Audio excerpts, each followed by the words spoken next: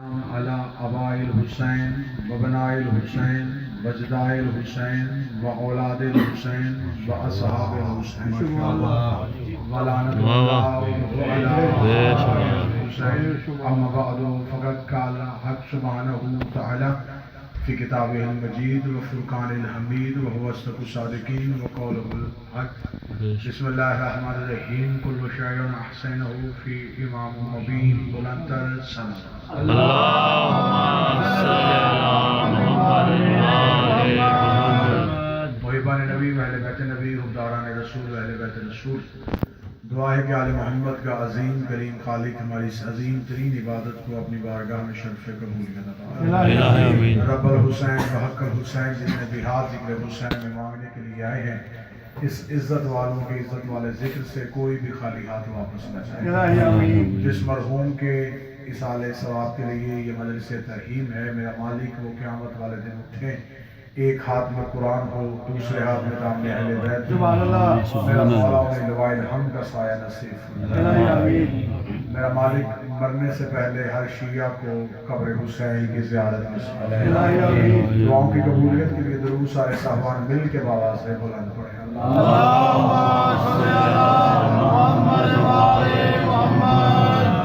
اجازت ہے سرکار کو؟ بسم اللہ. انتہائی خوش نصیب ہوتے ہیں وہ مرنے والے جن کے مرنے کے بعد ان کے اصالہ ثواب کے بہانے سے ذکر. کیا بات ہے. کائنات میں بہت سے مذاہب ہیں اور ہر مذہب کے بہت سے فرقے. ہر ایک مذہب، ہر ایک فرقہ اپنے عقیدے کے مطابق زندگی گزار رہا ہے. ہر ایک مذہب میں دوسرے مذہب سے اختلاف پایا جاتا ہے، جس امتیاز کی بنیاد پہ وہ اپنے مذہب کو ثابت کرنے کی کوشش کرتے ہیں. اہل علم آپ تشریف فرمائیں، اور ہر مذہب کے ہر مسلک میں ہر ایک کا ایک اپنا عقیدہ ہے، جس عقیدے کے تحت وہ انسان اپنی زندگی گزارتا ہے. ہر انسان کا اپنا عقیدہ اپنے مسلک، اپنے مکتب کی نمائندگی اور روشن دلیل بن کے ابھرتا ہے. کائنات میں اگر ادیان عالم کا تقابلی جائزہ لیا جائے اور جتنے بھی مذہب کے فرقے ہیں ان کو بغور پڑھا جائے تو ہر مسلک میں، ہر مذہب میں اختلافات موجود ہیں. مثلا اگر میں امت مسلمہ کی بات کروں تو امت مسلمہ میں جتنے بھی مسلمانوں کے فرقے ہیں ان کے ہاں اختلاف ہے. نماز میں اختلاف نہیں، نماز کے طریقے میں اختلاف. روزے میں اختلاف نہیں، روزے کے اوقات میں اختلاف. زکوٰۃ میں اختلاف نہیں تو زکوٰۃ کے نصاب میں. سرکار ڈھونڈنے سے بھی کوئی مسئلہ ایسا نہیں ملتا جس میں امت اختلاف کا شکار نہ. واحد مسئلہ موت ایک ایسا ہے جس پہ نہ کسی مذہب کو کوئی اعتراض ہے، نہ کسی مسلک کو کوئی اعتراض ہے. جو اللہ کو نہیں مانتے مر وہ بھی جاتے ہیں، اللہ کو مانتے ہیں مر وہ بھی جاتے ہیں. کبھی بھی کسی نے یہ نہیں کہا کہ ہمارے مذہب میں موت بڑھاپے میں آتی ہے، کسی نے نہیں کہا ہمارے عقیدے میں موت بیماری سے آتی ہے، کسی نے یہ نہیں کہا کہ ہمارے ہاں موت بتا کے آتی ہے. یہ سارے مانتے ہیں کہ موت ایک ایسی طاقتور چیز ہے جس کے سامنے کسی کا بس نہیں چلتا. بلکہ مسلمان تو یہاں تک کہہ گئے کہ جب احمد مرسل نہ رہے پھر کون رہے گا. یہاں نبیوں کا بس نہیں چلا تو پھر ہماری حیثیت کیا ہے. لہٰذا موت ایک ایسی چیز ہے جب موت آ جاتی ہے پھر موت اپنا شکار یہ نہیں دیکھتی یہ امیر ہے یہ غریب ہے. خدا کا یہ بنایا ہوا ایسا قانون ہے کہ جیسی فقیر کو آتی ہے ویسی ہی بادشاہ کو آتی ہے، جیسی سائر کو آتی ہے ویسی شہنشاہ کو آتی ہے. موت جب آ جاتی ہے موت نہ وقت دیکھتی ہے، نہ اوقات دیکھتی ہے، نہ عقیدہ دیکھتی ہے، نہ مذہب دیکھتی ہے، نہ اوقات جوانی دیکھتی ہے، نہ بچپن دیکھتی ہے. موت جب آ جاتی ہے وہ اپنے وقت معینہ پہ، وقت مقررہ پہ موت آ کے انسان کو دبوچ لیتی ہے. خدا قرآن میں کہتا ہے تم اس پرچہ موت سے بچ کے کہیں نہیں جا سکتے. مٹے نامیوں کے نشان کیسے کیسے، زمین کھا گئی آسمان کیسے کیسے. یہ سارے مانتے ہیں کہ مرنا ہر کسی نے ہے اور موت ایک ایسی طاقتور چیز ہے جس کے سامنے نہ پیسہ چلتا ہے، جس کے سامنے نہ بڑا ہونا چلتا ہے. لیکن آل محمد کے ماننے والوں کا عقیدہ پھر دنیا سے مختلف ہو گیا ہے. ہم کہتے ہیں مر تو ہر کسی نے جانا ہے، پھر اچھا نہیں کہ بندہ کسی کا ہو گیا.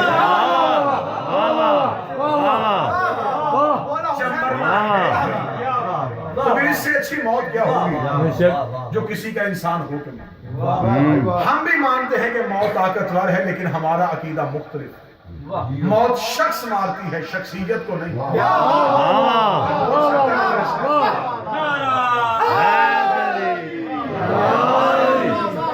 انسان کو آتی ہے، انسانیت کو نہیں۔ جیسا کہ محمد فاضل صاحب آج ہمارے درمیان موجود نہیں، موت شخص لے گئے، شخصیت قبلہ نے ان کا نام لیا، میرے واجب الاحترام زہیر صاحب تشریف فرما، انہوں نے نام لیا، قبلہ کی زبان سے لفظ نکلا، ان کا نام نکلا، اس میں کلامی نکلا۔ جنہوں نے دیکھا ہے ان کی آنکھوں کے سامنے ان کی تصویر بھی آ گئی، ان کے ذہن میں ان کی باتیں بھی آ گئی۔ موت شخص لے گئی، شخصیت یہاں چھوڑ گئی، موت انسان لے گئی، انسانیت کو یہاں چھوڑ گئی۔ اہل علم تشریف فرما ہے، جاؤ مکتبہ اسلام کے ہر فرقے کے عالم کے سر پہ قرآن رکھو، موت عالم کو آتی ہے، اس کے علم کو نہیں آتی۔ کیا بات، کیا بات،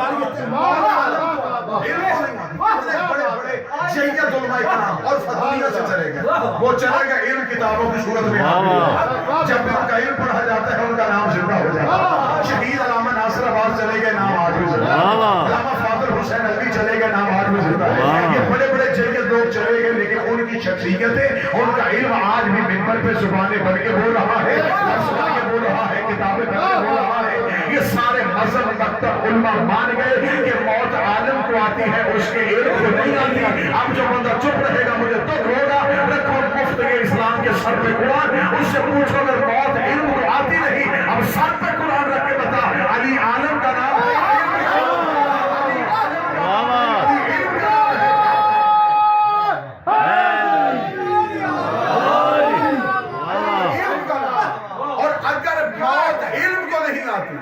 پھر اس کا مطلب علی ولی اللہ کل بھی زندہ تھا۔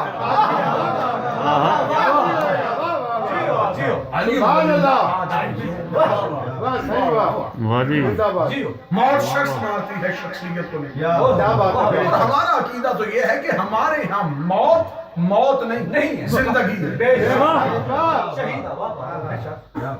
کیونکہ دن ہے سرکار میرے بادشاہ امام صادق کے، اور میرے سامنے آنکھوں کے سامنے سرکار کے قبلہ تشریف فرما ہے جابر بن حیان، علم کیمیا بانی ہے، یہ علم کیمیا کا کیمسٹری آج دنیا میں ہے تو اس کی وجہ سے یہ سائل ہے مولا کا، شاگرد نہیں۔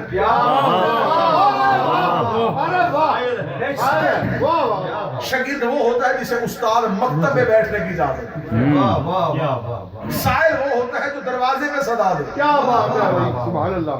یہ صدا دیتا تھا میرے بادشاہ کی دہلیز پہ۔ ایک دن اس نے آ کے کہا بادشاہ میں پوچھنا چاہتا ہوں کہ یہ زندگی کیا ہے؟ امام نے کہا جابر تیرے علم کے میں نے چرچے سنے ہیں، تو مجھے بتا کہ موت کیا ہے۔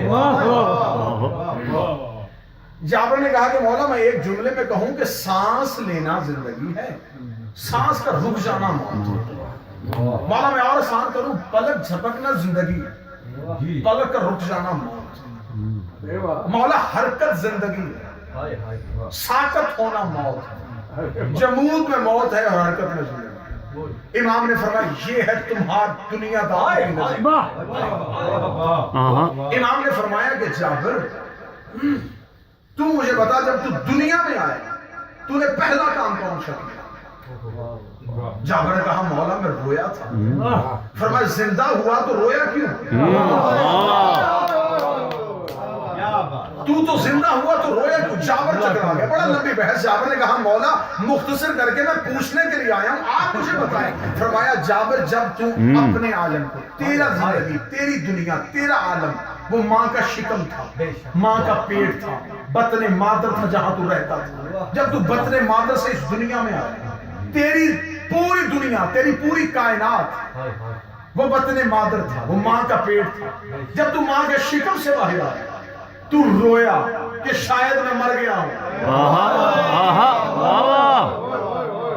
تو رو رہا تھا کہ شاید تو مر گیا ہے، کیونکہ تو اپنا عالم چھوڑ کے اس عالم میں آ رہا تھا، جبکہ یہ بڑی کائنات تھی، وہ چھوٹی کائنات تھی۔ تو چھوٹی سے نکل کے بڑی پہ آیا، تو نے رونا شروع کر دیا۔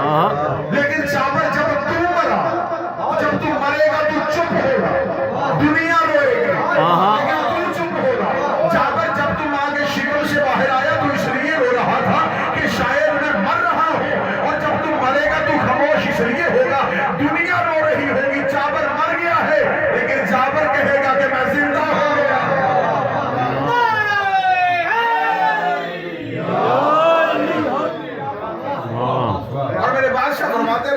مشرق میں ہو یا مغرب میں کیا بات ہو ہمارا محب.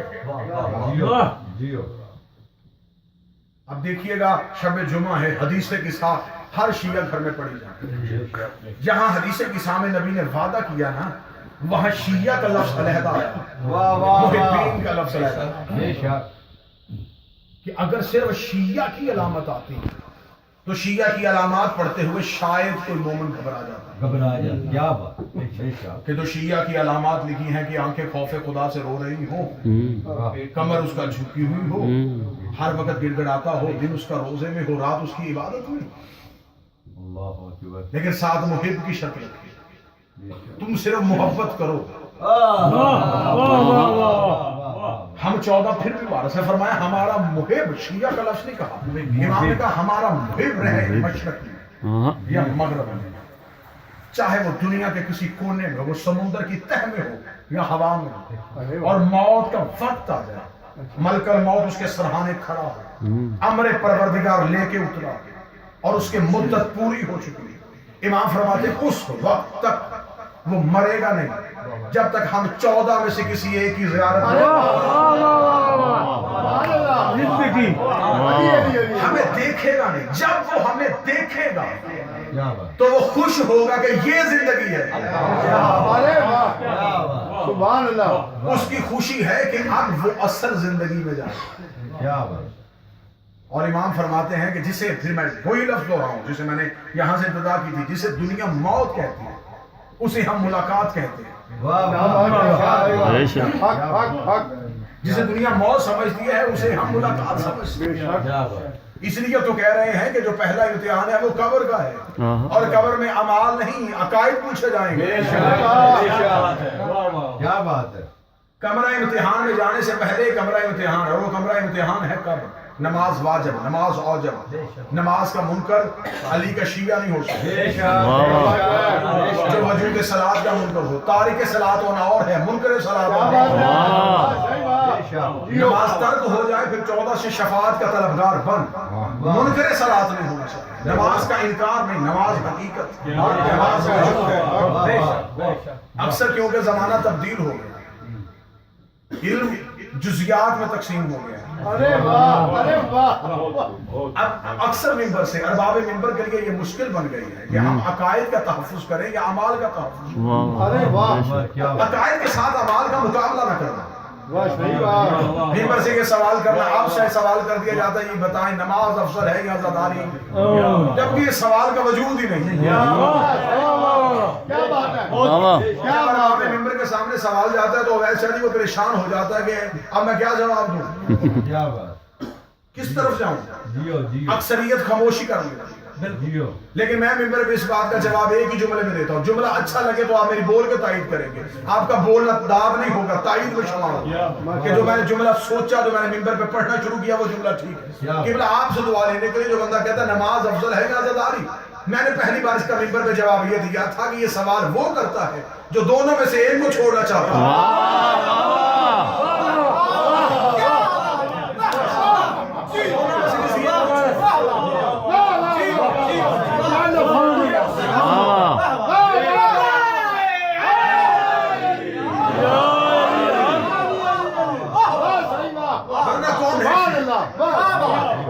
بندہ ہو شیعہ, ہو علی کا معنی, جسے اذان علی اکبر یاد ہو اور علی کا سجدہ یاد ہو. ارے واہ. پھر یہ آگے عقائد ہے. اعمال اپنی جگہ پہ بدل ہے, لیکن اعمال جو ہے اعمال ہے فصل, عقیدہ ہے بیج. میں پھر لفظ تبدیل کرتا ہوں, عقیدہ بیج ہے, عمل فصل. بیج اچھا ہوگا,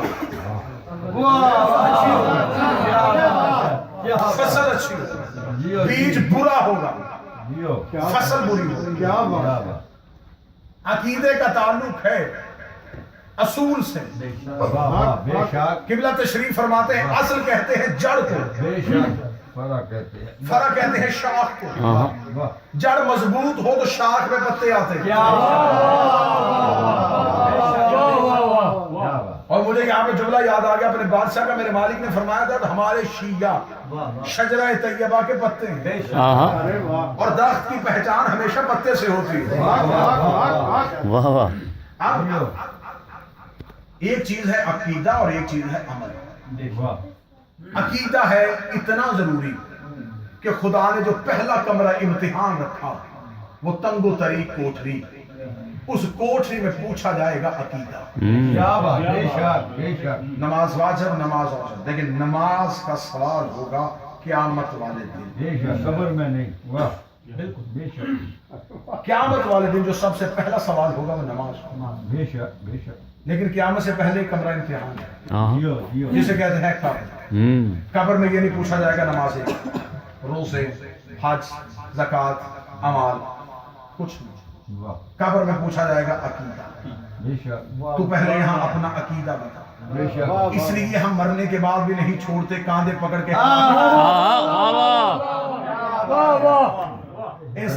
پورے پنجاب میں اہل سنت نے کہا کہ مجھے یہ بات سمجھ میں نہیں آتی، اکثر آپ کے جنازوں پہ جاتے ہیں قبر میں بیٹھے ساری زندگی پڑھایا کریں، یہ کیا عقیدہ ہے کہ آدمی قبر میں بیٹھا اسماعیل فہم سن بھی سمجھ بھی، یہ آپ قبر میں اسے کیا وہ سنتا ہے، وہ تو مر چکا ہے۔ میں نے کہا ہم نبی کی حدیث میں عمل کرتے ہیں،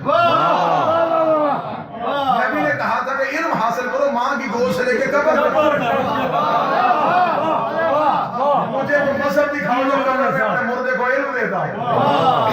کیا اس کا میں نے آسان سا قبلہ آپ سے دعا لینے کے لیے میں ایک جملہ کہا تھا سر کا، میں نے کہا اکثر بچے جب کمرہ امتحان میں پیپر دینے کے لیے جاتے ہیں تو سارا سال وہ تیاری کرتے ہیں، لیکن کمرہ امتحان کے بارے جب بات منٹوں پہ آ جاتی ہے تو وہ کتاب پکڑے ٹہل رہے ہوتے ہیں، اس سے کچھ نے پورا سال تیاری نہیں کی، وہ نا تیاری ہے، دہرائی کر رہا ہوں۔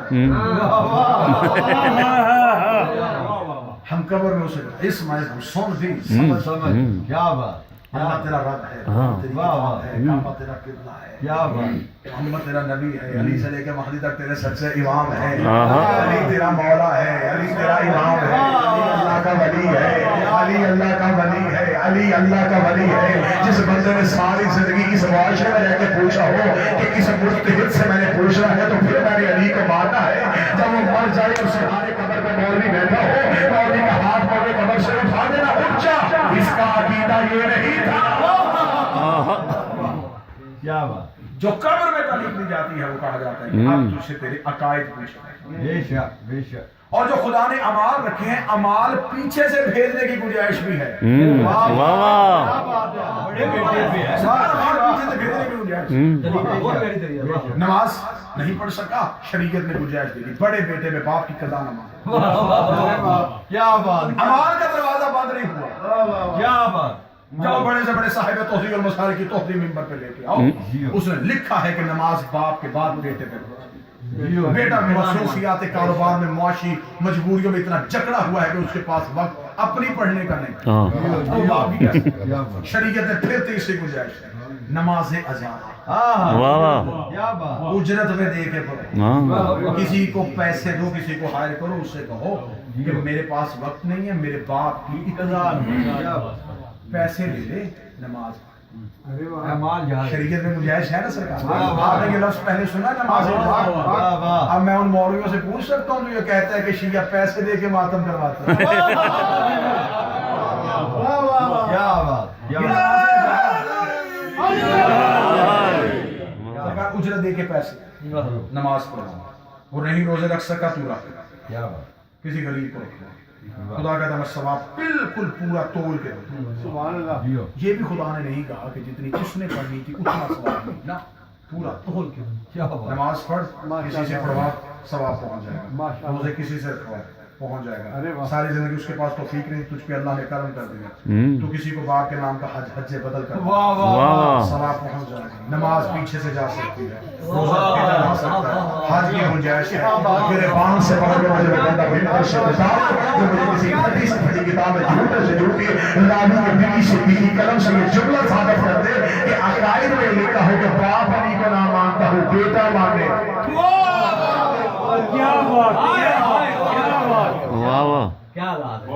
کسی میں نے لکھا کہ باپ علی کو نہیں مانتا تھا اور بیٹے نے مان لیا اور ثواب پہنچا، علی اپنا اپنا ہے،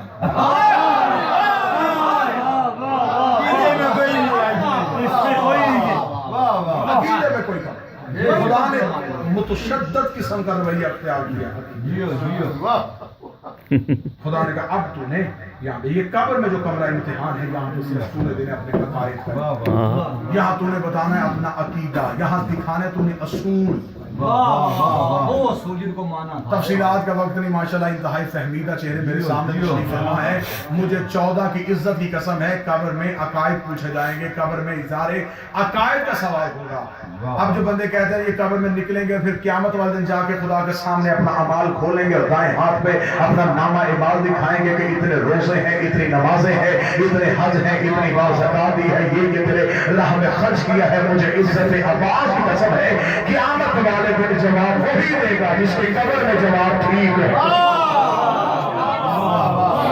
ہر کسی کا نامہ اعمال کھلنا ہی نہیں کھلے گا اس کا جس کے قبر میں امتحان قبر امتحان میں سوال آتا ہے کہ پہلا سوال لازمی ہے باقی بے شک 5 میں سے 4 یہ قبر والا سوال لازمی عقائد کی تیاری ہو جیو جیو تو پھر عمل بہتر ہو جاتا ہے کیا بات کیونکہ اگر ہم باہر سے آگ شروع کریں گے واہ واہ تو وہ اندر نہیں پہنچے گی جیو بے شک کون شیعہ ہے جو یہ بے عین ہی کہہ سکتا ہے کہ میں آل محمد کو معاذ اللہ ثم معاذ اللہ میں حقیقی طور پہ جان گیا کون کہہ سکتا ہے کہ میں ان کی فضیلت سے واقف ہو گیا کون کہتا ہے میں عرفان کی اس بلندی پہ چلا گیا واہ واہ واہ بے شک علی کو یہاں کی علی جانتا ہے یا پھر وہ علی جانتا ہے کیا بات یہاں تیری نماز کے طریقے تیری زکات کے طریقے تیری دنیا داری کے مطابق یہ جو 14 نے سجدہ کیا ہے یہ 14 نے سجدہ اللہ بچانے کے لیے کیا اللہ کو بچانے کے لیے توحید کو بچانے کے لیے اللہ کو بچانے کے لیے 14 کے سجدے میں بقائے توحید اب قرآن کی ایک آیت پڑھی جاتی ہے کہ انما ولیکم اللہ ورسول بے شک اللہ ولی اس کا رسول ولی اور ایک وہ ولی جس نے ہار کے رکوع میں سنیے سرکار آیت بہت دفعہ آپ نے سنی ہوگی کہ یہ علی نے حال کے رکوع میں زکات دی اہل سنت بھی ہو اس نے بھی اپنی تفاسیر میں لکھا کہ یہ آیت نازل ہوئی ہے امیر المومنین کی شان یہ علی المرتضیٰ کی شان میں نازل علی نے حال کے رکوع میں زکات دی اب یہاں قرآن میں لفظ ہے کہ اس نے حال کے رکوع میں زکات دی خیرات نہیں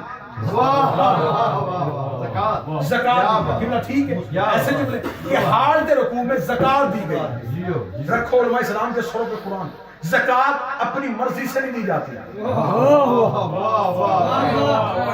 زکات کا مکمل ایک شریعت میں حساب اتنے اونٹ ہوں گے تو ان پہ اتنی اتنی گائے بھیڑیں ہیں تو ان پہ اتنی مقدار میں سونا ہے تو اتنی مقدار میں چاندی ہے تو اتنی اکثر یہ جو ایک عام کلیہ پایا جاتا ہے وہ یہ پایا جاتا ہے کہ جو کل مالیت ہوگی کل جائیداد ہوگی اس کا 2.5% جو ہے وہ زکات کہلاتا ہے وہ 2.5% جو اللہ کی راہ میں دینا ہے اسے زکات کہا جاتا ہے نہ وہ 3% ہو سکتا ہے نہ وہ 1% ہو جاتا ہے یہ اللہ کی حدود ہے حدود میں سوائے معصوم سے ترمیم کرنے کی گنجائش نہیں ہے یہ اللہ کی رکھی ہوئی حدیں ہیں خدا نے یہ کہہ دیا ہے کہ یہ زکات اتنی دینی ہے پھر نہ تم اس سے آگے جا سکتے ہو نہ تم اس سے پیچھے جا سکتے ہو جتنے ماتمی غدار چہرے میرے سامنے بیٹھے ہیں خدا نے قرآن میں کہا کہ علی نے حال کے رکوع میں زکات دی ہے علی نے حال کے رکوع میں زکات دی ہے وہ زکات کیا تھی ہمیں کہا جاتا وہ زکات ایک انگوٹھی تھی جو علی نے حال کے رکوع میں دینی تھی اب ہمیں دیکھ رہے ہیں انگوٹھی ہیرے کی تھی سونے کی تھی چاندی کی تھی اس انگوٹھی سے پتا چلے گا کہ علی کی جائیداد کتنی تھی اس انگوٹھی سے پتا چلے گا علی کی مالیت کتنی تھی پہلے ہم طریق سے انگوٹھی پوچھتے ہیں پھر اس انگوٹھی کی قیمت پوچھتے ہیں اس قیمت کو سمجھے گے 2.5% اس سے پتا چل جائے گا کہ علی کی پوری جائیداد کتنی تھی جب ہم نے طریق سے پوچھا جو علی کے ہاتھ میں انگوٹھی تھی یہ زبر کی تھی یہ یاقوت کی تھی یہ سونے کی تھی چاندی کی تھی ہمیں تاریخ نے بتایا نہ وہ سونے کی تھی نہ وہ چاندی کی تھی نہ وہ زبر اور یاقوت کی تھی نہ اس میں قیمتی ہیرا لگا ہوا تھا یہ انگوٹھی کیا تھی کہا جاتا ہے یہ انگوٹھی تھی سلیمان ابن داؤد کی سلیمان ابن داؤد کی انگوٹھی تھی جو علی کا فرشتہ تھی تو اگر سلیمان ابن داؤد کی انگوٹھی تھی تو سلیمان سے جا کے پوچھتے اس کا وزن کتنا ہے قرآن کہتا ہے کہ سلیمان کی انگوٹھی اتنی قیمتی تھی کہ وہ انگوٹھی پہنتا تھا حکومت شروع ہو جاتی تھی انگوٹھی اتارتا تھا حکومت ختم ہو جاتی تھی خدا کہتا پوری سلیمان کی جائیداد میں نے اس انگوٹھی میں بند کی تھی ہم نے قرآن سے پوچھا ہمیں بتا سلیمان کی جائیداد کتنی بڑی تھی ایک قبیلے کا نبی تھا ایک ضلع کا نبی تھا ایک شہر کا نبی تھا انہوں نے کہا نانا